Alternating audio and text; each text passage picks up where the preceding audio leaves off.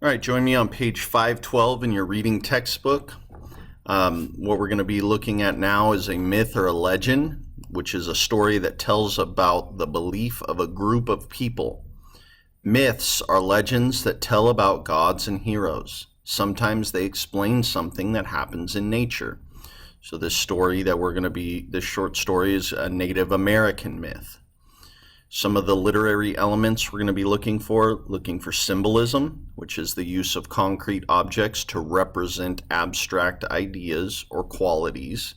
Okay, for example, the eagle that we use on our money and things like that. The eagle is a symbol of the American freedom and American strength and pride. So that we use the eagle as a symbol for these abstract ideas of bravery and freedom. Okay, we're also going to be looking for figurative language. Figurative language such as simile and metaphor uses imaginative language to describe objects, places, or people. So similes, remember when you compare something and say it's like this. Metaphor is when you say something is another thing to compare it. Okay. All right. Follow along on page 512. Oh, let me fix my volume real quick. All right, here we go. Mountain of Fire, a Native American myth, retold by Grace Armstrong. Long ago, when the world was new, there was one land and one people. All lived together by the great river in peace, worked well, and were happy. Into this world were born two brothers who grew up quarreling. They argued over who was stronger and who had better land to work. Soon all the people had taken sides. The Great Spirit, Sahale, saw this quarreling and decided to end it. And quarreling is just a fancy word for fighting. Okay, continuing. This simile, comparing the voice to thunder, is an example of figurative language. Continuing, follow along. In a voice like low rumbling thunder, Sahale called the brothers together and gave each one an arrow for his bow. He said, "Wherever your arrow falls, that will be your land, and there you will be a chief." The first brother shot his arrow high in the air, and it landed to the south of the great river. He went there with his people, and they became known as the Multnomas. The second brother shot his arrow into the air, and it landed north of the river. There he went with his people, who became known as the Klickitats. The brothers lived with their people in peace for some time. As time passed, though, envy began to cause quarrels. The Klickitats have better land, some said. The Multnomas have more beautiful land, others cried. Sahale heard this bickering that seemed to grow like a storm and was unhappy with the two tribes.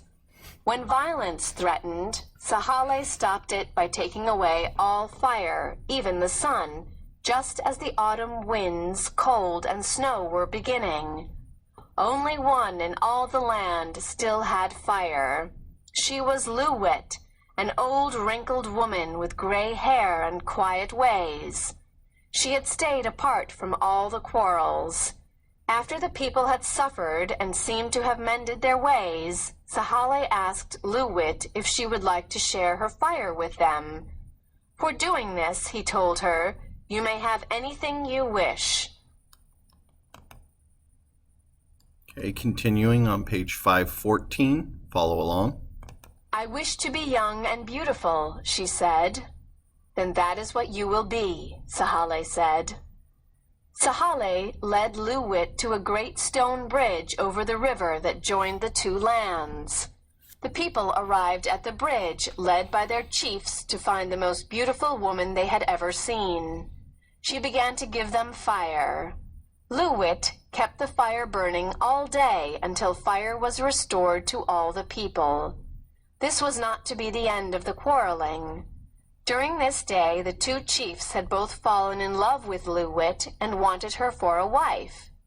Loo-Wit could not choose between them, and once again fighting erupted. The two brothers refused to compromise or work on a solution. Because the brothers were unyielding in their positions, Sahale angrily changed the brothers into mountains. The chief of the Klickitats was turned into the mountain known today as Mount Adams. The chief of the Multnomas was turned into the mountain known today as Mount Hood. And the caption? The use of the mountains, which are rock hard and immovable, represents the brothers' stubbornness and is an example of symbolism. So those mountains symbolize, because mountains don't budge, right? They don't move. And these two chiefs couldn't agree on anything. They wouldn't compromise. They won't shift their position. So the mountain was representative of how they act. Okay, continuing on page 515. Follow along. Loo-Wit, her heart broken over this, lost her desire to be young and beautiful. Sahale, in his pity, also changed her into a mountain and placed her between the two brother mountains. She was allowed to keep inside her the fire she had shared with the people. Because Loo-Wit was beautiful, her mountain was a beautiful cone of dazzling white. Today she is known as Mount St. Helens. Loo-Wit wants to remind humans to care for Earth and for each other. When she is unhappy, she will awaken as she did in the 1980s. Once her anger passes, though, the ground heals and plant and animal life have a chance to flourish once again. All right, again, this time they used a volcano mountain, Mount St. Helens, as symbolic of Loo-Wit, because Loo-Wit was the one that got to keep the fire.